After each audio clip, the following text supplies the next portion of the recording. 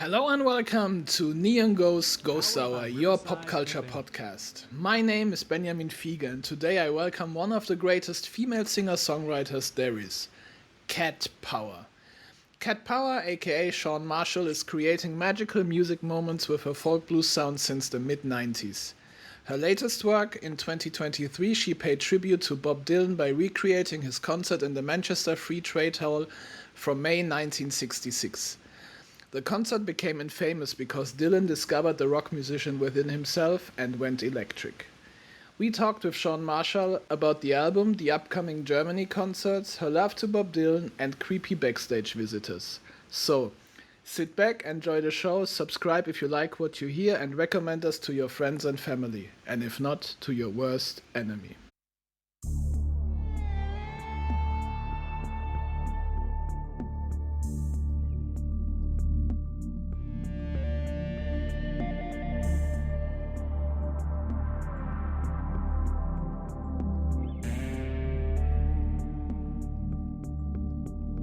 Neon Ghosts.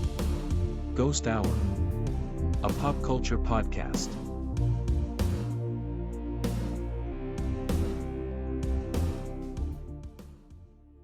Hello.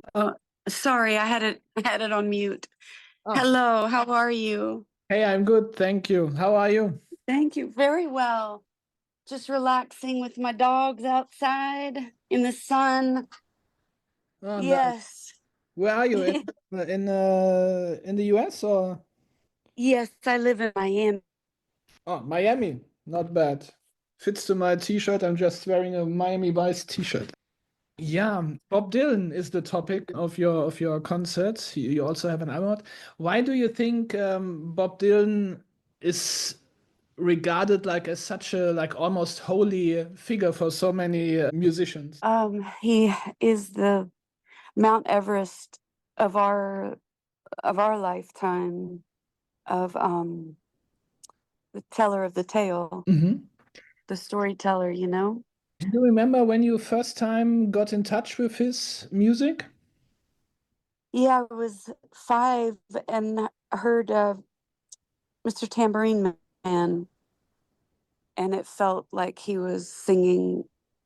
The song sounded like a photograph of a dream. It sounded like something I could understand, as opposed to all the other music all the other music that was around me at that time. What other music was around you at that time? How stark was the contrast? We lived with a funk band called Mother's Finest. My grandmother raised me till I was 5, and when I was born till I was 5, and the music that I had in her home was, Johnny Cash, Patsy Cline, Bing Crosby, Ray Charles, Hank Williams, Elvis Presley, that kind of thing.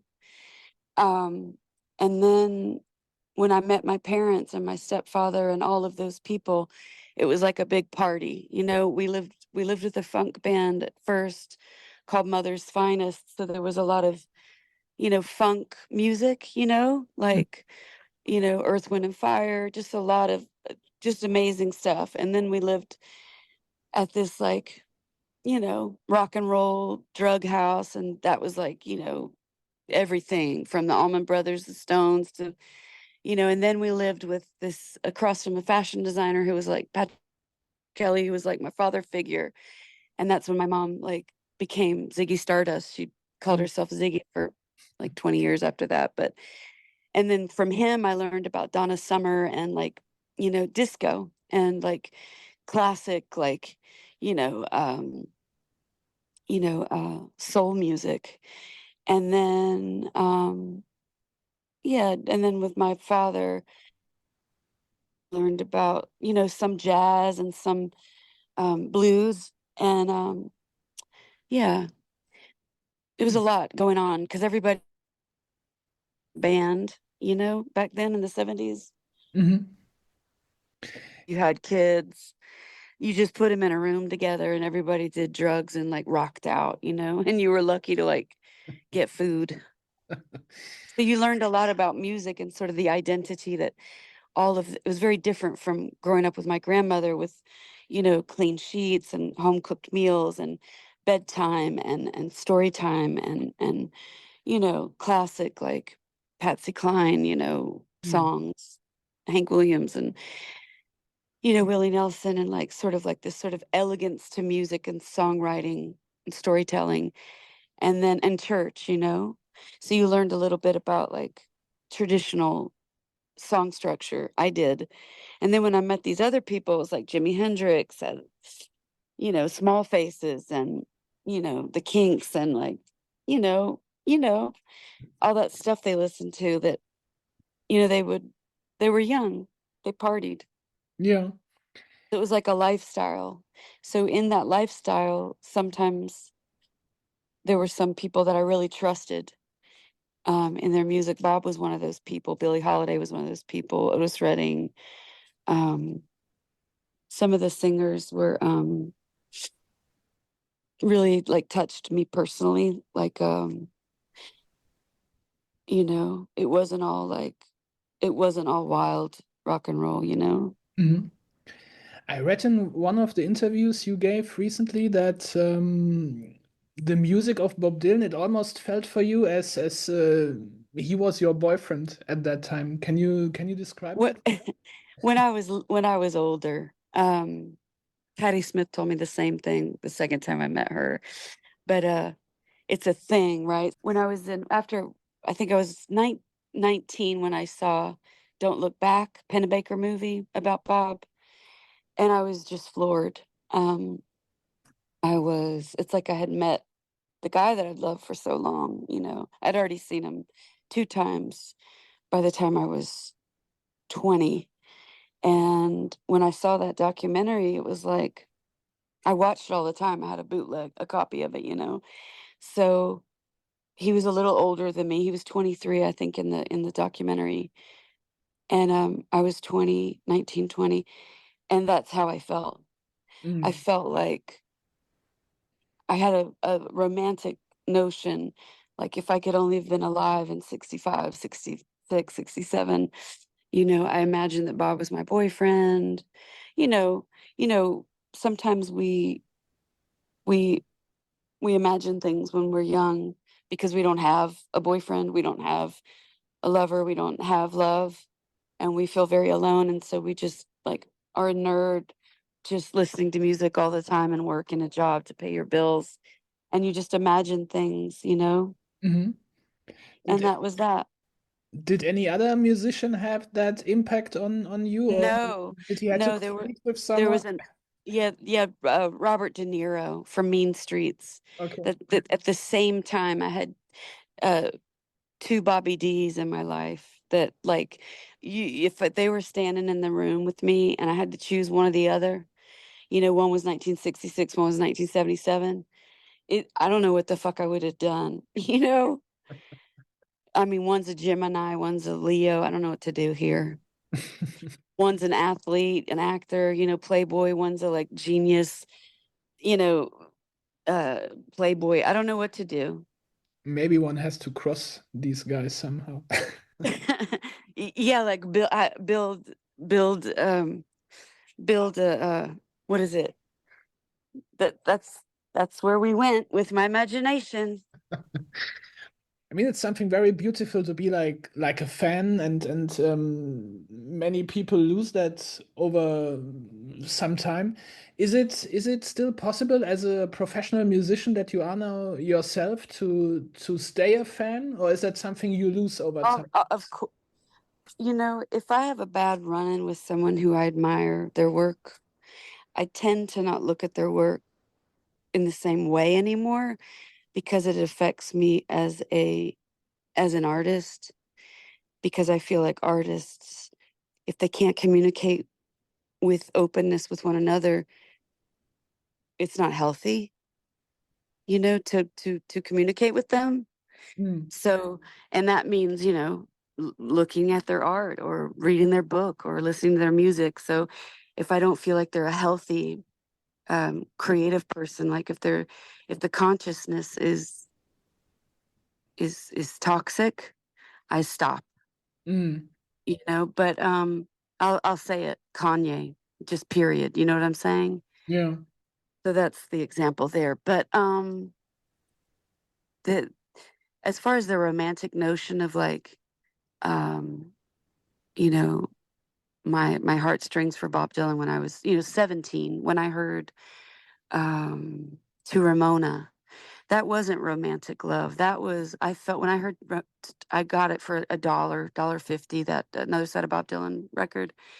When I heard To Ramona, I felt like there was no such thing as time. It was as if he was standing below my window, Mm. singing to me in real time about seeing me for who I am, protecting me, understanding the struggle of whatever I'd gone through, um, the story of what women, certain specific kinds of Southern women have gone through.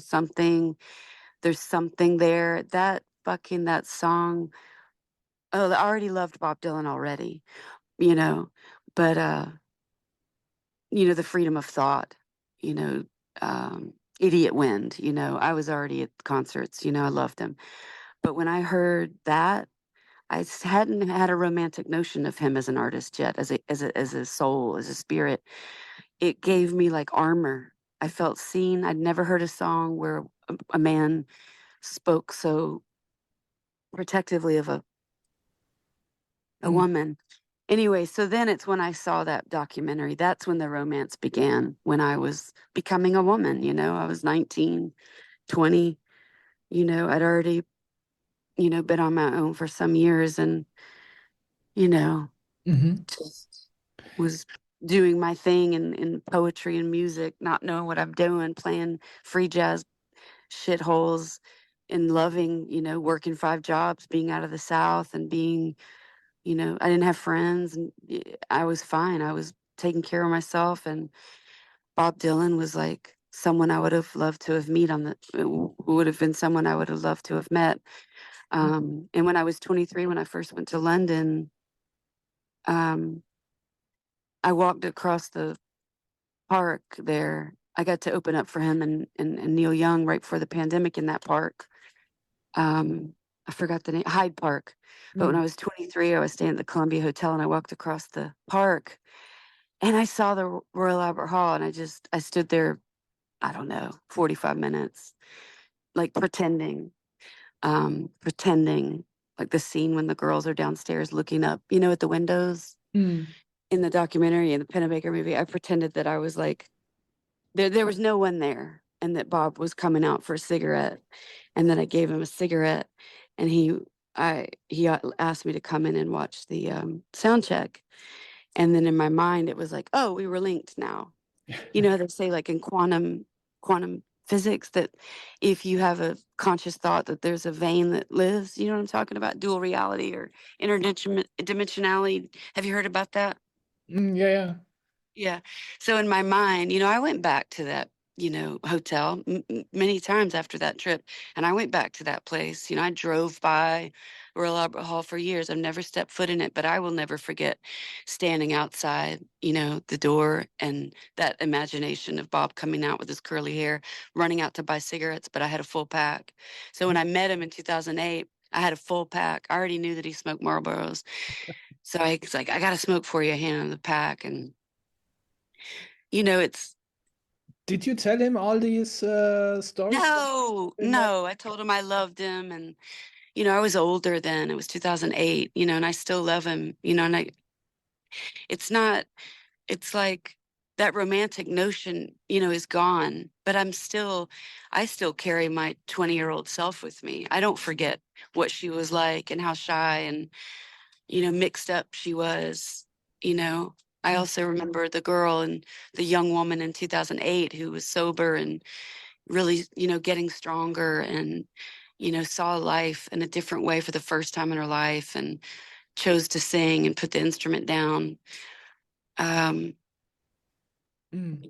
I don't forget my love for him then, you know, it's not, we can have heroes, but when you meet them and you learn that they're human beings, it makes it much more sweet, Yeah. if he had been if he had been a dark soul to me, I, maybe I would carry pain from that meeting and that would be sad. But I don't have sadness when I think about him. I got to see him, right before I played that Royal Albert Hall show. And it was I've seen him maybe a little over 30, maybe 32 times since I'm 15. That show, right before I did that Royal Albert Hall show, a couple days before, that was the greatest I've ever heard his voice. And I can't explain that. I don't know the magic that he possesses, or the spiritual link he has with the universe, or the man upstairs, which he cited before. But I can tell you, I questioned reality when I heard how perfect his intonation, his vocal, the notes, it was perfect. And I've seen him play a lot of different concerts, and I've heard his voice in different ways, and his musicianship and the band was perfect. Everything was perfect, and it was a gift. And that is unusual to see something. It was amazing to see him so perfect. Hmm. You mentioned the Royal Albert Hall show. That was your first time you played that venue, or did you had the chance before? That is correct. I had never stepped foot in there. And when I got the call, I couldn't get a show in the UK. I had 5 singles from the covers record on rotation at BBC, which is a huge, you know, just tells you how much, England loves music, because they're all cover songs. And like, that's so cool, that they put these covers on the air. But I couldn't get a show. So but anyway, I got one offer. Revolution Night, Bonfire Night, Guy Fawkes Day, November 5th. The question was, you got a show. Do you want it? It's November 5th at Royal Albert Hall. Do you want to do it? And I said, fuck yeah, but I want to play Dylan Goes Electric. Hmm. And it was like silence. When silence is like, my whole I think all the schools I went to as well, like being the new kid all the time, sometimes 3 different schools a year. My childhood was moving around a lot, which is, great experience, as like I wanted to be a painter and a poet. So I think that I didn't, I didn't suffer. I just learned, that was my position. Kids adapt. But I think all that running around, I run on my gut instinct a lot. I'm in situations where I have to survive on my gut instinct. So my gut was like, fuck yeah, Revolution Night, Bonfire Night, Royal Albert Hall, Dylan Goes Electric, no brainer. And that complete silence, usually in my whole life, is met with, you're crazy. Oh, Sean, what are you talking about? But this time it was complete silent. Nobody was saying, you're crazy or that's insane, which is usually how it goes. And it was nothing. It was just silence. And then it was call you back. And then about a minute and a half, phone rings. You got it. It's done. And then call you later. And then I had this pain in my shoulders. And I felt like the weight of like the history of rock and roll on my shoulders, of like, what have you fucking done? You little kid, like, what did you do now? Like, I'm in trouble. I'm going to be in trouble with so many people. And I was, a lot of journalists.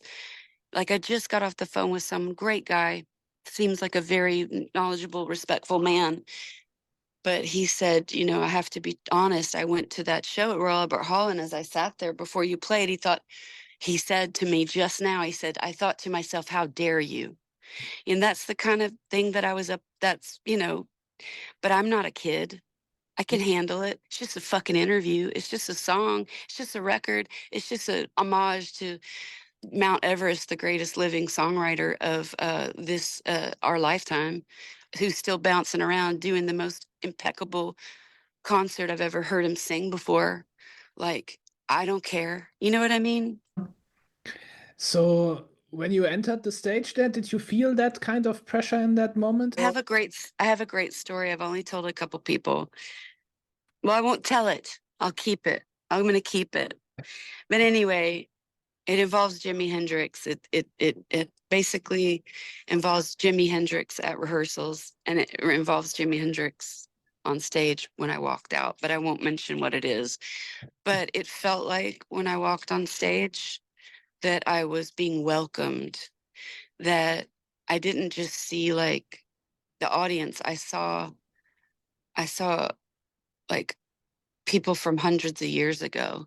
I saw like um almost like there were more than, whatever it is, 3,000 people there. There were like more, there were a lot more people there than like the people that arrived brought people in their spirit, That's how it felt. It felt like we were little kids, all of us. I don't care if the person in the front row was 82.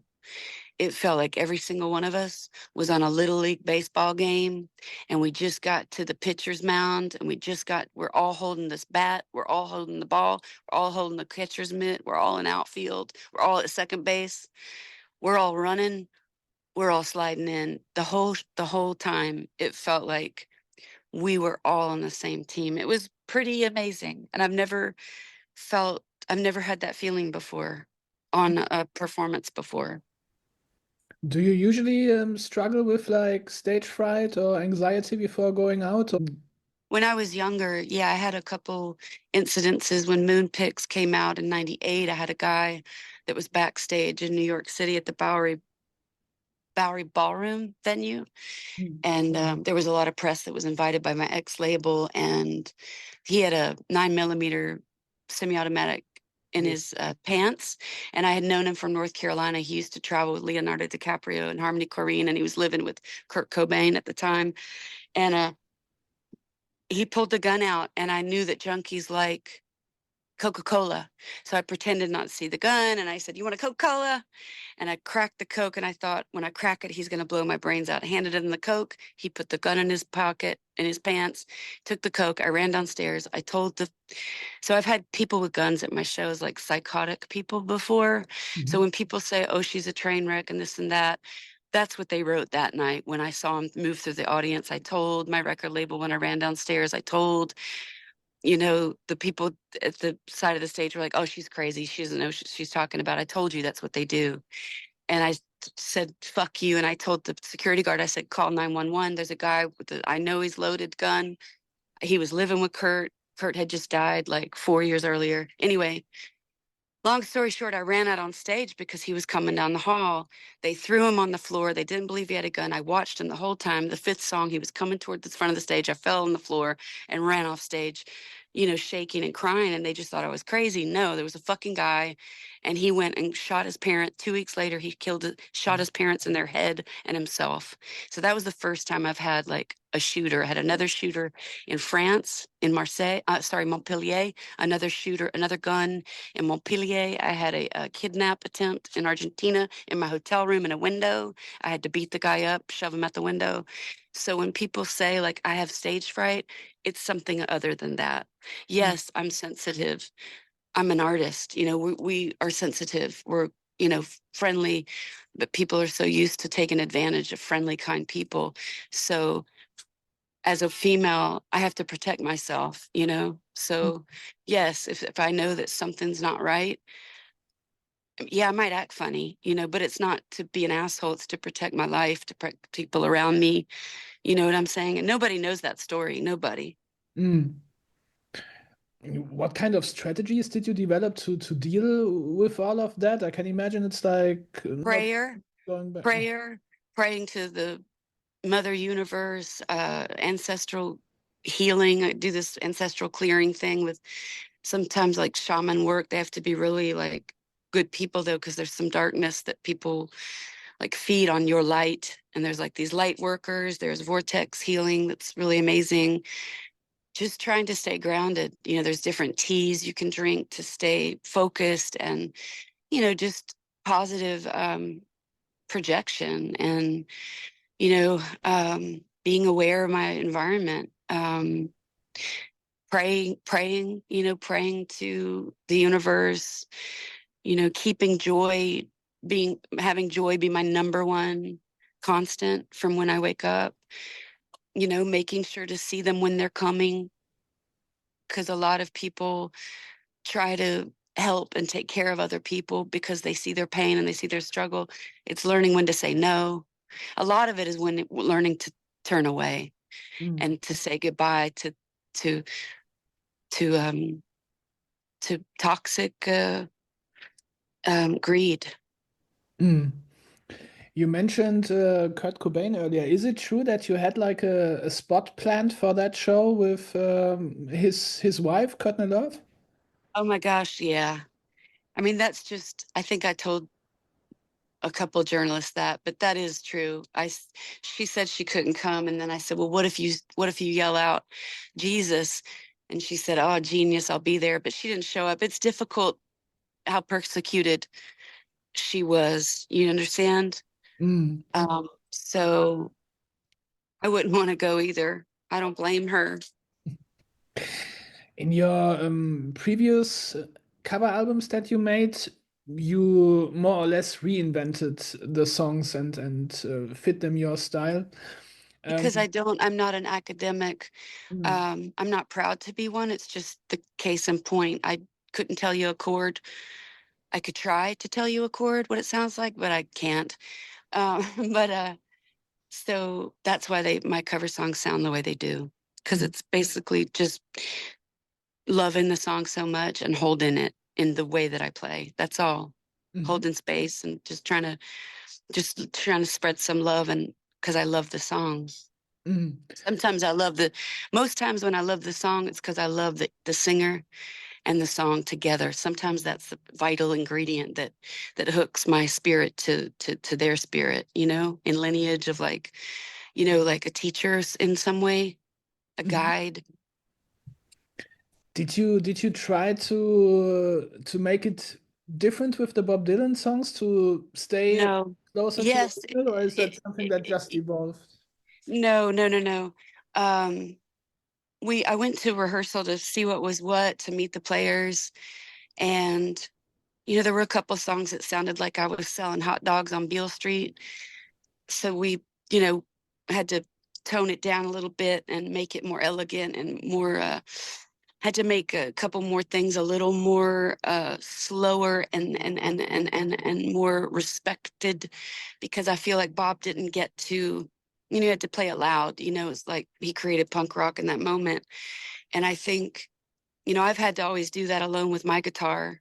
I've had to tell the guy, turn it up when the skinheads, in Knoxville are yelling, fuck you, you suck, when I was 22, 23. So if I hadn't seen that documentary of when he said that, I never would have had the balls to say, fucking turn it up, because I can't hear, because there are some hateful, ignorant people here tonight, and I think that I'm trying to answer your question. I'm sorry.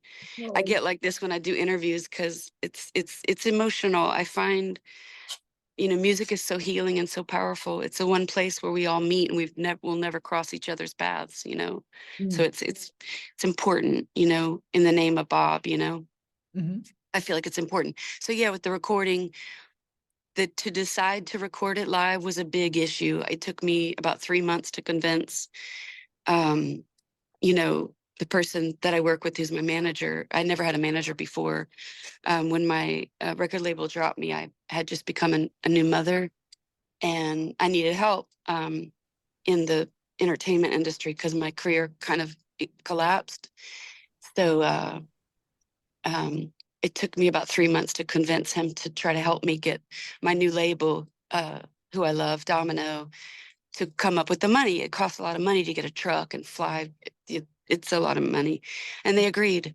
I thought the shit that was going on in America with canceling Black history in America, canceling abortion rights, banning books, banning actual literature, American literature. I thought, fuck, I should record this just to make a document, because maybe somewhere, someday, someone will listen to this, by chance, because I met a lot of people in my peer group who don't even know Bob's music, whatever. It doesn't matter to me. But I had no idea that Timothy Chalamet was going to come out, Chalamet, and do his thing, for that movie, that came out. And I tell you, my son, having worked so hard on this tour, he doesn't want me to mention Bob Dylan. He knows who Bob Dylan is. But when his best friends, who were 8 and 10, go see the movie, and both of his best friends both get acoustic guitars and electric guitars and harmonica set around the neck, and they're learning Bob Dylan songs, my son is like, I haven't seen the movie. My son is just like, I don't want to hear nothing about Bob. Little did I know that I was thinking college kids might get turned on to Bob Dylan songs if I do this record, and learn about civil unrest, which civil rights movement has never ended in this country. But little did I know Timothy Chalamet would bring Bob's music to 8 and 9 and 10-year-old boys, like done, like victory, That's Yeah. huge. Yeah. That's who you should be talking to. Sad that he didn't get an Oscar now for that. Yeah? Like he was really He'll good. probably get a Grammy though for the album, I think, because it came out this year, I believe, or is coming out. Mm. I did not know that before. That the actual Royal Albert Hall concert of Bob Dylan did not even take place in that venue. It took part in. It happened in Manchester. Correct. We played there the night before, and we recorded that show as well. Ah, okay. I just wanted to that. Nobody knows that. You're the only guy you're the only journalist I've told. I mean, the concert itself became famous because back then Dylan turned away from his folk roots and sparked some outrage from his fans. Yeah, I mean, if I were in his shoes, which I never have been, but if I were there at that moment in time, I would have had some outrage, and I would have gotten a fucking electric guitar, and I would have fucking played it loud too, because shit was fucked up in America back then too. Yeah, but is that something you also faced, or can you feel yourself into what he felt at that time? Like as an artist, you always want to develop, you want to make the next step. You also don't want to lose your old fan base that supported you. Did you also felt that dilemma once in your career? You wanted to do something, but it wouldn't have been in line which people expected from you? Uh, my ex-label had told me to make a hit record, and I did. It came out top 10 on the Billboard charts. It was called Sun, Mm. but due to stress in my life, I developed an autoimmune disease didn't know I was born with, and I was in intensive care. And the whole thing, the rug came out from under me, and you know, um, and I worked really hard to tour that record, and it just, you know, it's one of my favorite records I think I've ever done. Probably my favorite. The other, I just the things that we're going through right now, in America, this is a reflection of how I felt then when I was recording it. That record, Sun, is like, I wish I in a time capsule. I wish that I was releasing that right now, because that was how I felt back then. What we're dealing with internationally, um, that's how I felt back then. Um, but times change. You grow, you do something else, you keep going. You don't look back. Mm. I think nowadays it wouldn't have that impact when an artist changes his genre. Feel everything is more fluid nowadays. Do you think so as well, or do you see? Well, I think we have big monopolies that instruct people what to think and how to behave, and I think that making sure you um, making sure that you um, making sure that I am my weakest link and greatest link at the same time.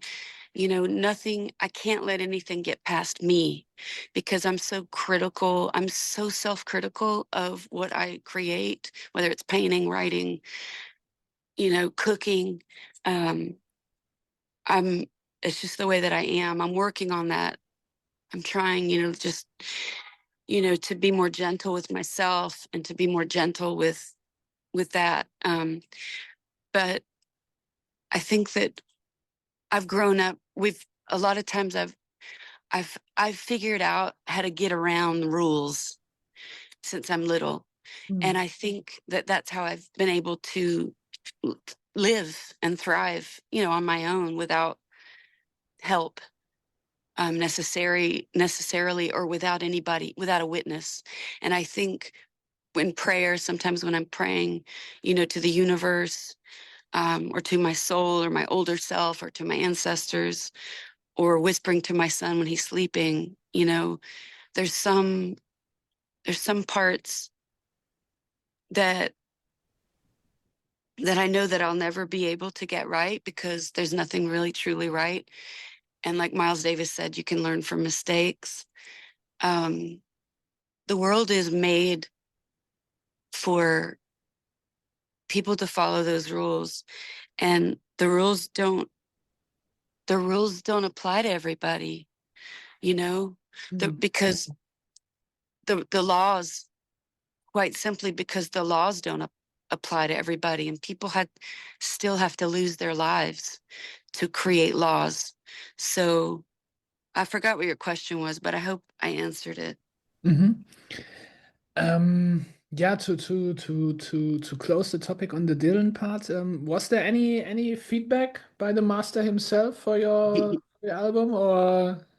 Um, I, what sucks about me is that I think I have ADHD, and because of whatever, who I am, but I have a lot of information in my brain, but I forget a lot of information that I know that I'm going to do, and it falls in the cracks. And I have 2 hands, 10 fingers. I'm so blessed to have a voice and a tongue, and my health to be able to do, and a job to be able to do all the things that I try to accomplish.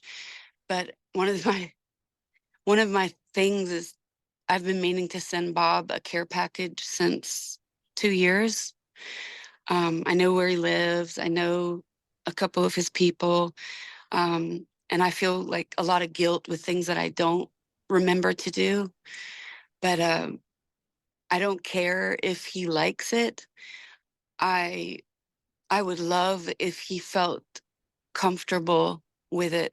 I would love if he felt, I would love if he accepted I mean, it's a lot. It's like I feel a lot. So, and I'm sure he does too, but I don't know what he thinks. You know what I mean? Mhm. Thank you. And now a message from our sponsors. The world talks about Africa, but when you want real insights, it crickets. That's why we built Raw Academy. Access in-depth insights from Africa's top entrepreneurs, investors, and industry leaders. Not just headlines, but real strategies, real opportunities. Discover high-growth sectors, navigate emerging markets, and learn the nuances that drive success. At Raw, we give you the tools to make decisions that are smart, strategic, and profitable. From tech and startups to agriculture and energy, we connect you to Africa's most promising sectors. This isn't about charity, it's about opportunity. Business leaders, investors, and entrepreneurs, it's time to take action. Visit the Raw website at resources.raw.academy. Gain the knowledge, make the move, and own the future.